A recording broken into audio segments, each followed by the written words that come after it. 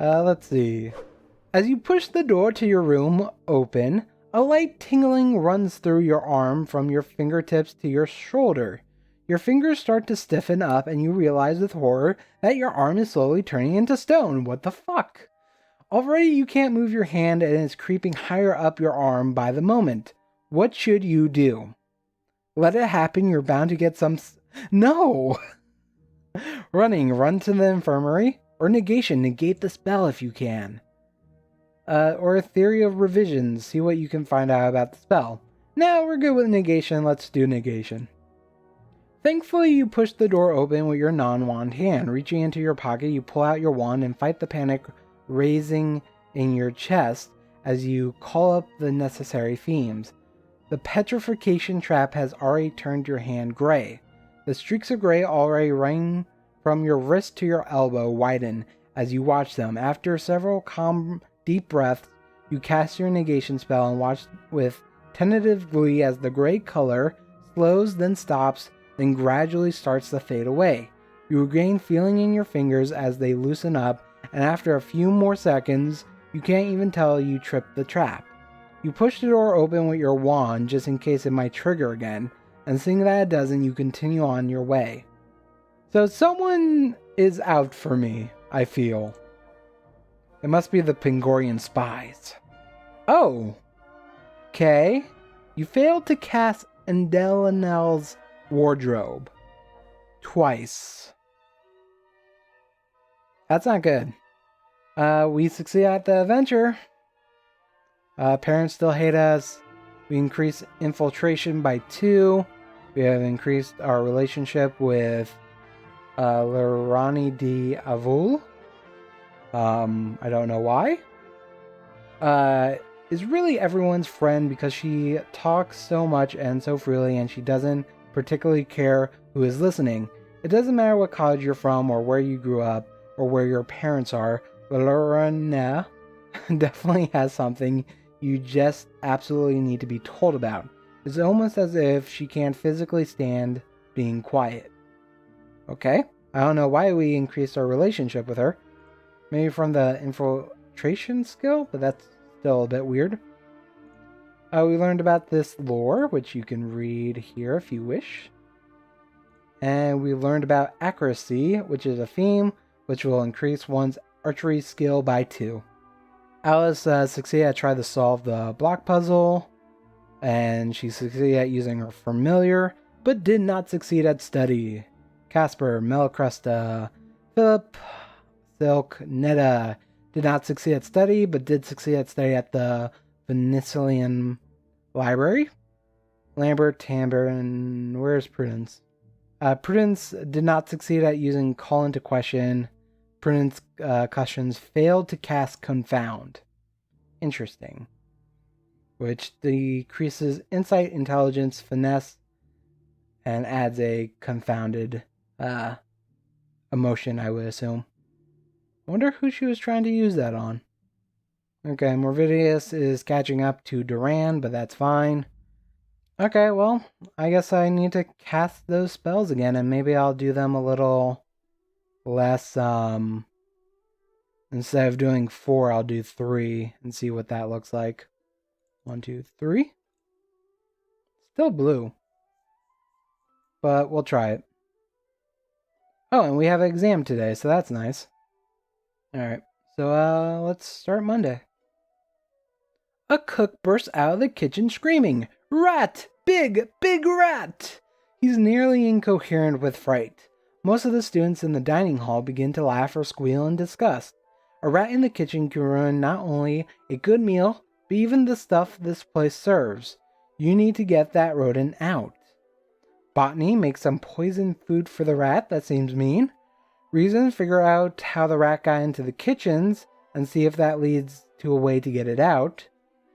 Scouting, how did it get into the kitchen? Same thing. Or chase the rat out. Let's use our reasoning. You stop and reflect on the facts before you decide to do anything. The cook said it was a big rat, but how could a normal rat just wander into the kitchens?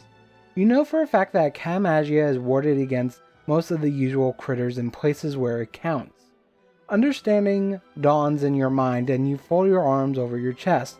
Of course, the rat must be someone's familiar. Oh my god, we were gonna poison someone's familiar. You clear your throat, standing up in the middle of the dining hall, and calmly tell your fellow students that the rodent will be gotten rid of if it's not claimed. A hushed whisper spreads through the room, and finally a student you can't identify stands up, the hood of his or her cloak drawn close over a bowed head. The student scurries into the kitchen, and you nod with pleasure. Looks like you were right. Good thinking. God, we were gonna poison someone's familiar. That would have been bad.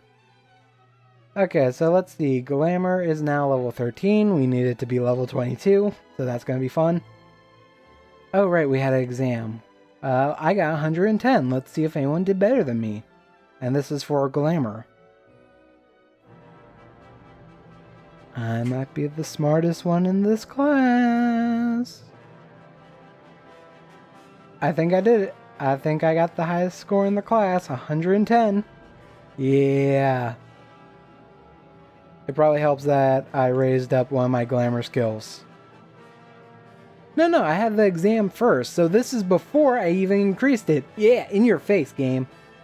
I'm smart. Oh, okay, let's see. Did anyone do anything interesting today? Well, actually, we increased our leadership skill. You have added presence of person to yourself. Remove battle fear, increased leadership, increased command. Not that useful to me right now. Casper, Lambert, Prudence went to class and did not succeed at study. Oh, Cresta, Netta. Oh, she was in Glamour as well and got 101. Good for you. She did not succeed at study, though. Evelyn did not succeed at study. Alright. So I think we're going to continue just raising my skill using Adele's wardrobe and the theme. It lasts for 3 days, right? No, 4 days. Okay, that should be fine. So yeah, 1, 2, yeah. If we do it on Wednesday, we should be fine. So no exam today, just class. Alright. We successfully cast the spell, so that's good. So let's see where Glamour Methods is now, 16. Let's see, Arithmetic was today, so let's see who got the highest score. Wow, this was apparently a hard class looking at some of the numbers. Usually I just look for anything above 100, but that might be a problem here. Did anyone even get 100? Oy. I am so glad we don't take Arithmetic. Okay, so far I see 83. That might be the high. Oh, 93. Okay, so the highest seems to be Gust. Avgust? I don't know. Is this guy with 93. Good on you, man. Arithmetic seems like it would have been hell. Let's see. Durand and Tulula both competed, so that's nice. Let's check up on our friends. Netta did not succeed at study. Evelyn did not succeed at study. And Prudence got a 41 in arithmetic, man. That's also not great, Prudence. But you know what? I'm sure it's fine. I'm sure you did your best, Prudence. And these are everyone else, so who cares about them? And we're now 712, and Morvidius is still 700, and they're the closest to us, so we're doing well. I can probably trust my classmates to keep the competing going. So today's a holiday, but we're going to spend it all day doing spells. Alright, so we should be good now. Okay, let's do the, let's see, the holiday, the Contenda.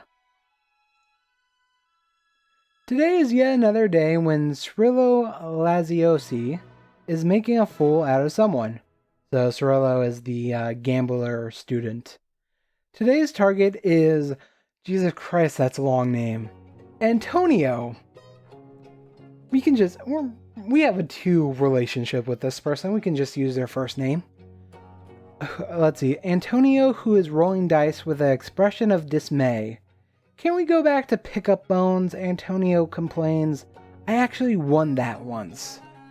Anna Flavia, who is horribly clumsy.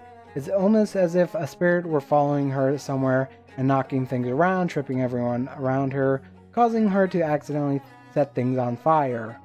Wow, that's not great. Anna was standing right behind me, Strillo points out. Well, get her to come back. Get that Ladale kid too. Maybe then I'll have a chance, Antonio says, finally flashing his dice roll. He winces. Too bad, Strillo says cheerfully. Another game? You know, I'm actually saving my pims for something important, Antonio says. Strillo just looks at him. Antonio sighs and puts a few pims on the table. One more time. I'll get it this time. You watch as Strillo rolls a 20 compared to Antonio's 16, and can only shake your head. I'm cheating and I can't even win, Antonio complains. He then notices you. Oh hey Rune, want to join me in being humiliated? You can play in this round. So it seems that Antonio likes to cheat. And I don't know how you cheat at rolling a die. I'm guessing it's a d20. Also, that's a shitty gambling game. Oh, we're gonna roll a single dice. So fun. No way you're not crazy enough to gamble against Rillo. Sure, you'll play and you'll beat both of them. We're gonna fail, but you know what? That sounds more fun than just saying no. And we have some pims, I think, to spend, so why not? We're just rolling 4 dice and seeing who gets the highest number. Okay, you're not rolling a d20, okay. Antonio explains. Dreadfully hard to cheat, but I've been giving it my best effort. Does Antonio cheat? Is that part of his backstory? Antonio's brilliant. Everyone says so himself, most of all. He has the classic look, dark features, a distinctive nose, a rather intense gaze, balanced by a sunny smile, and eyes as bright and clear as mirrors. This is a lot for... He's a social chameleon with a knack for languages who fits in no matter what crowd he's currently spending time with. He's good at everything he does, as he never tries anything he's not good at, as he's playing a gambling game. But whatever. A good portion of the school is enchanted by him. Girls call him cute, boys call him cool, teachers call him skilled. Others say he's irritating, superficial, and borderline impossible to deal with. There's only one thing that everyone can agree on, and that's truly he's Iran's to the bone. As he's cheating at a gambling game. Whatever. And you're still losing, Krillo reminds him. Basically, he says with a sigh, I'll go first. He rolls a 19, Krillo then takes the dice, and then he rolls a 23. You need a 23 to tie and a 24 to win. You blow on the dice for luck and roll. A 7. Well, at least I beat someone, Antonio says cheerfully. Ouch, Krillo says sympathetically. Wanna try again? Look down at the dice. One more try can't hurt, can it? And that's how you somehow ended up 50 pims poorer. Curses the addictive power of gambling. Remember, kids, gambling is wrong. Or whatever. Who cares? Do what you want. So what field are you competing in today? Floor asks you. Huh? Don't tell me you forgot, she scolds. Today's the Contenda. Remember Professor Vida mentioned we had to compete? It's nearly the end of the school year and he pulls something like this. It's unbelievable. Okay, so which teacher is this? The history teacher. So we kind of like this teacher. Well, we don't... Maybe like is a strong word, but we have good favor with this teacher. Cursing yourself for forgetting, you head out to the fields of Academagia. A crowd of students are already gathered around what appears to be a large block of ice. Magical means must be preventing the block of ice from melting under the hot Kareli sun. We're here for a competition, Floor says to the student holding a clipboard. She giggles. The professor's class, right? She says. No first year would actually volunteer for this. Otherwise, you do know how Academagia holds its contest, right? You shake your head. Well, it's fun, at least to watch, she says. See that ice block there? Once the contest begins, all the senior students will conjure one for everyone who competes in the game. You grab a partner and you choose your roles.